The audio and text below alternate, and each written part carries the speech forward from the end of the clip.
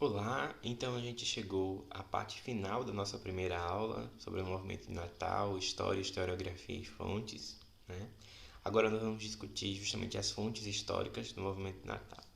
Antes de mais nada, é necessário fazer alguns apontamentos. O primeiro grande apontamento é que as fontes sobre a primeira fase do movimento de Natal, de 49 a 68, elas são escassas, né? São pouquíssimas as que nós temos, né?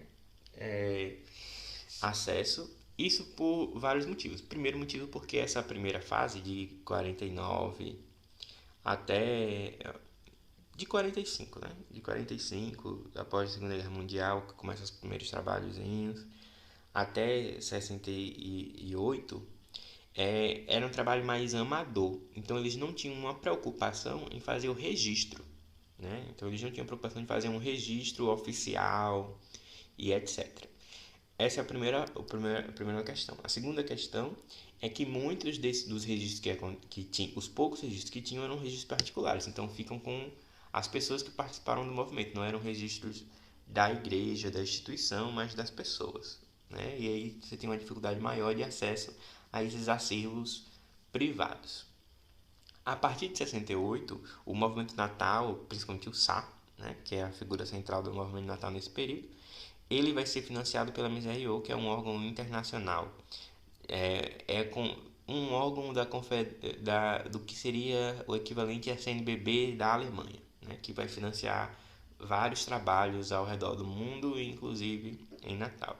E este órgão, essa instituição, ela exige registro, né? Ela exige relatórios semestrais, relatórios anuais, que você relate suas atividades. Então, é por isso que vai ter um acúmulo documental. Então, você tem um acúmulo documental de 68 a 88, devido às exigências da MSRU em você ter esse registro, esse controle desse material. Então, é onde você tem o maior conjunto de fontes, né, dos mais variados tipos. Então, ironicamente, a parte que tem mais fontes e mais registros, que é de 68 a 88, é a parte que ainda é menos pesquisada, né? Então, a parte que tem menos fonte é o que os pesquisadores mais procuram, que é de 45 a 68, e a de 68 em diante, que é a que tem mais fontes, é o que os pesquisadores ainda menos pesquisam, né? Inclusive, foi uma das minhas intenções de fazer o trabalho foi justamente esse, né? De poder explorar essas fontes que ainda estavam sendo subutilizadas, né? E aqui eu vou apresentar algumas das que eu trabalhei e que eu acho interessante. Algumas estão disponíveis na internet, como a gente vai ver, e outras vocês podem me solicitar. Não é uma digitalização profissional, né? Fui eu com minha câmerazinha de celular, batendo fotos, e eu não sou muito bom de bater fotos. Mas serve enquanto a gente está nesse momento de pandemia, né? Quando a pandemia passar e vocês tiverem interesse, basta agendar a pesquisa no arquivo metropolitano da Arquidiocese de Natal, né? Eu vou deixar o link na descrição, né? Mas o blog é arquivoarquidiocesenatal.blogspot.com. Lá vocês vão ter uma série de materiais, né, disponíveis e vão também poder fazer o agendamento, né? Lá vocês vão ter o guia do arquivo mostrando o que a gente tem no geral, vocês vão ter um inventário dos livros de registros e vocês vão ter um catálogo do jornal A Ordem. Nós estamos providenciando um inventário do Serviço de Assistência Rural, né? Só que devido à pandemia, o processo foi parado. A colega Poliana, que está responsável por fazer esse belíssimo trabalho de inventário do SAC, vai ajudar muito e muitos pesquisadores, mas devido à pandemia, o trabalho está parado, né?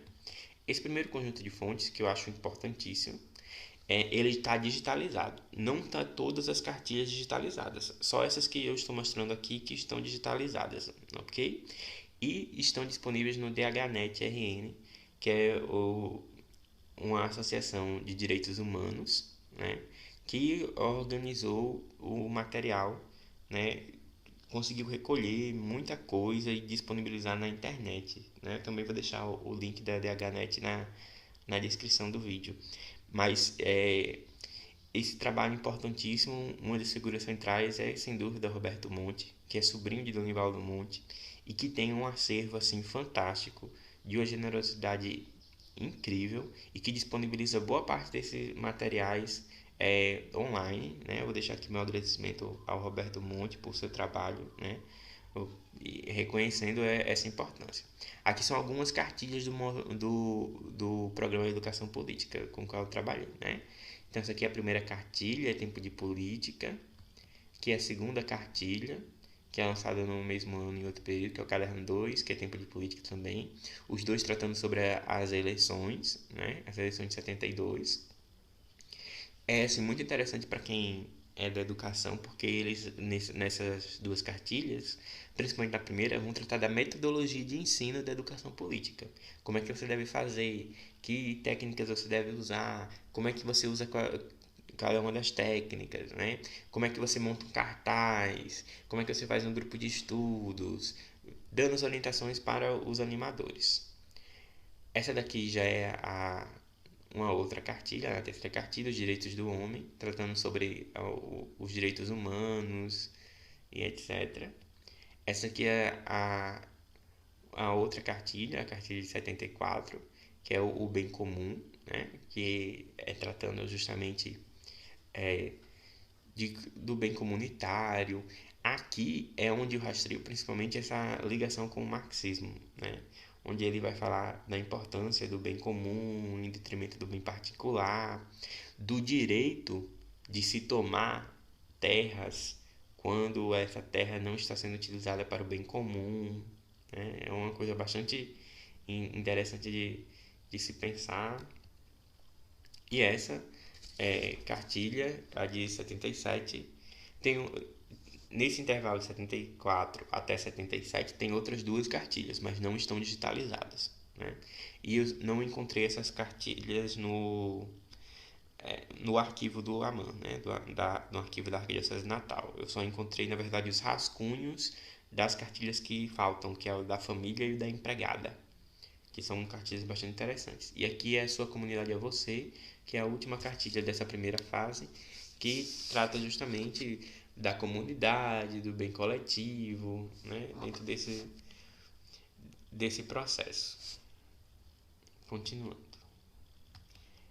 Essa é uma obra assim central, né? Organizado pela Safira Aman, pelo Marcos Guerra e pelo Otto Eufrásio. Essa aqui é uma entrevista que um sociólogo americano que participou do movimento de Natal por um período aqui, né, o Murphy, ele fez uma entrevista com o Dom Eugênio, né, e ele liberou essa entrevista recentemente para publicação. Essa entrevista é de 63. Então, o interesse do Murphy com essa entrevista é levar a experiência do movimento de Natal para os Estados Unidos, né? Então ele vai fazer uma entrevista completíssima para tentar difundir as ideias do movimento de Natal lá nos Estados Unidos. Só que ele acaba não conseguindo é, onde publicar. Então essa obra fica esquecida por uns 34 anos. Até que no centenário do movimento de Natal, né? E a Safira em contato com ele, vão conversando e aí começa a surgir a chance de publicação e eles acabam publicando pela editora do UFRN esse livro, que é uma fonte preciosíssima, porque é a visão do próprio Dom Eugênio sobre o movimento de Natal. E aí ele tira várias dúvidas, é um livro riquíssimo. Ele fala sobre como é que foi o início do movimento de Natal, como é que foi a recepção, a visão dele sobre o Nordeste, sobre o desenvolvimento. Ele fala sobre a relação entre a igreja e o comunismo, né? Ele vai falar sobre os sindicatos rurais, sobre o processo de politização, sobre a transformação da igreja. É um livro assim fantástico.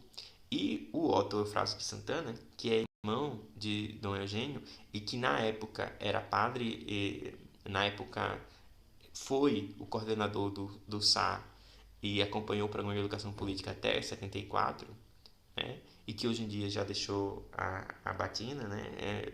E é um grande pesquisador, o Otto Eufrásio de Santana. Ele vai fazer um pós-fácil discutindo um passo interessantíssimo discutindo sobre o movimento de Natal e esse novo movimento que Francisco está fazendo na igreja, né? Uma coisa assim importantíssima. Infelizmente, a obra está esgotada, né? Não se encontra mais para vender e nem disponível na internet. Eu tenho digitalizado uma parte dessa obra. Quem tiver interesse nessa digitalização, favor, entre em contato pelo e-mail ou WhatsApp que aparece aqui, né? E aí eu passo para você o que eu tenho digitalizado sobre, ok?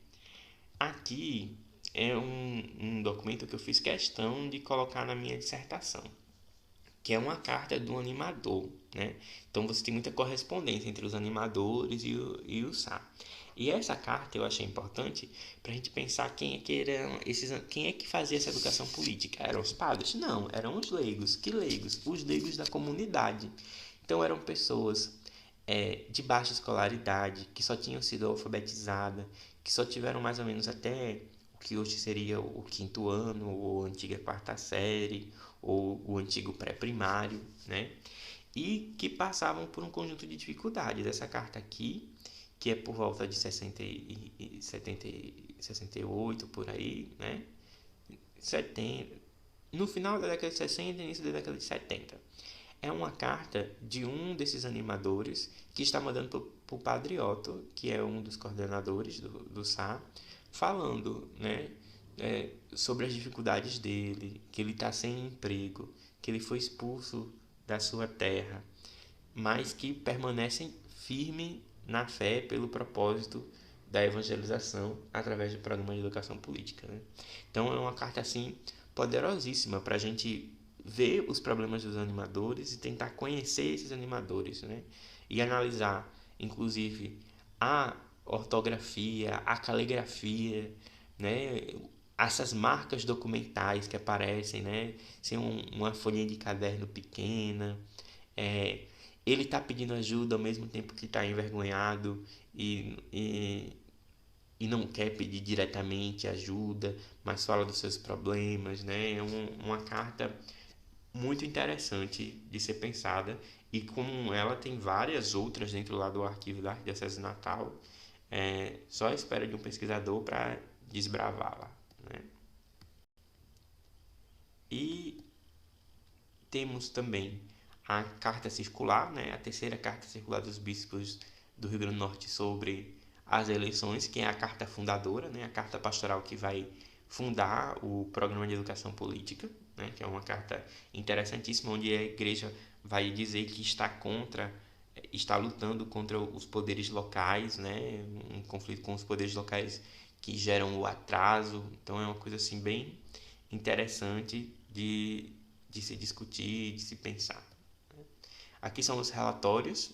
Os relatórios foi com que eu trabalhei, né? Tem relatório de tudo. Tem relatório mensal, tem relatório semestral, tem... Eu, para facilitar minha vida, fiquei nos relatórios anuais, né? Então, pegava os relatórios de cada ano para analisar dentro desse contexto. Então, você tem esses relatórios anuais traçando os problemas, as dificuldades, os avanços, os retrocessos, como é que se estava dando o processo de educação política, se ela estava ocorrendo ou não, qual era a recepção desse público, né? Então, você tem esse conjunto. E este último eu trouxe especialmente para os alunos de Irmã Vilma, né? Para os alunos de teologia. Isso aqui é uma pesquisa que foi realizada na semana de evangelização, de preparação para os evangelizadores, né? Foi uma pesquisa realizada com os próprios evangelizadores em 1975. E essas questões são assim interessantíssimas porque deixam claro como era a visão do pessoal do movimento de Natal sobre esse processo de evangelização, porque apesar de dar alternativas, fica clara qual é a tendência, né? Então você tem aqui, marque com X a resposta que você acha mais certa, né? Eu tenho tanto a aplicação quanto eu tenho o resultado dessas pesquisas, né? Mas aqui só para demonstrar, então a gente vai ficar só nas perguntas, né? O que é a igreja? Aí as opções que ele dava, né? A igreja é a casa de Deus. A igreja são todos os batizados. A igreja é o papa, o bispo, os padres e as freiras, né? Então você já vê aí que ele tem essa ideia de igreja enquanto povo de Deus, né? Igreja enquanto a casa de Deus, que já está sendo aí disseminada em oposição a essa igreja mais fria, mais restrita, que é a igreja só dos batizados, ou então a igreja só do clero, né? Quem é responsável pela igreja? Aí, os padres e os bispos, todos nós somos responsáveis. Então, essa ideia, que é uma ideia que vai surgir também no Concílio do Vaticano II, que vai se fortalecer na Conferência de Medellín e também vai se fortalecer na Conferência de Puebla, que é a ideia de corresponsabilidade, né? Que vai ser uma das questões importantes do concílio, né? Quem presta melhor culto a Deus? Então veja só, quem presta melhor culto a Deus? Quem vai aos domingos à missa a 3 léguas de distância ou quem participa da celebração dominical na própria comunidade, né? Então vem discutir essa ideia de culto. Será que o culto a Deus é só esse sacrifício? O que é esse culto a Deus? É essa ritualística que nós temos ou é uma ação mais íntima e espiritual e ligada ao social? E essa última é fantástica. Melhor, essa quarta é fantástica. O que é evangelizar? Aí, procurar liberar o homem da ignorância, superstição e da ignorância através da oração, saber o mais possível da Bíblia de cor. Então você veja, evangelizar para eles é uma evangelização libertadora, né? Da opressão, da ignorância, da superstição, né? Ao invés de simplesmente saber todas essas coisas. Então, se você não estiver utilizando a palavra de Deus para libertar o homem da ignorância, da superstição e da opressão, você não está evangelizando, né? E por último, devemos evangelizar por quê? Porque há falta de padres, porque é agradável pregar, porque como cristãos somos responsáveis. Então, novamente, essa ideia de corresponsabilidade. Então, perceba, nesse simples questionário, você tem toda uma visão nova sobre o que é a evangelização, sobre o que é a pastoralidade, sobre a transformação social que a igreja deve formar, né? Então, eu espero que vocês tenham gostado do material, né? Quem desejar, é só entrar em contato comigo, que aí eu disponibilizo mais coisas, certo? E muito obrigado. Na próxima, a gente vai discutir, então, bem direitinho sobre essa aproximação entre marxismo e catolicismo e como isso reverbera no movimento de Natal.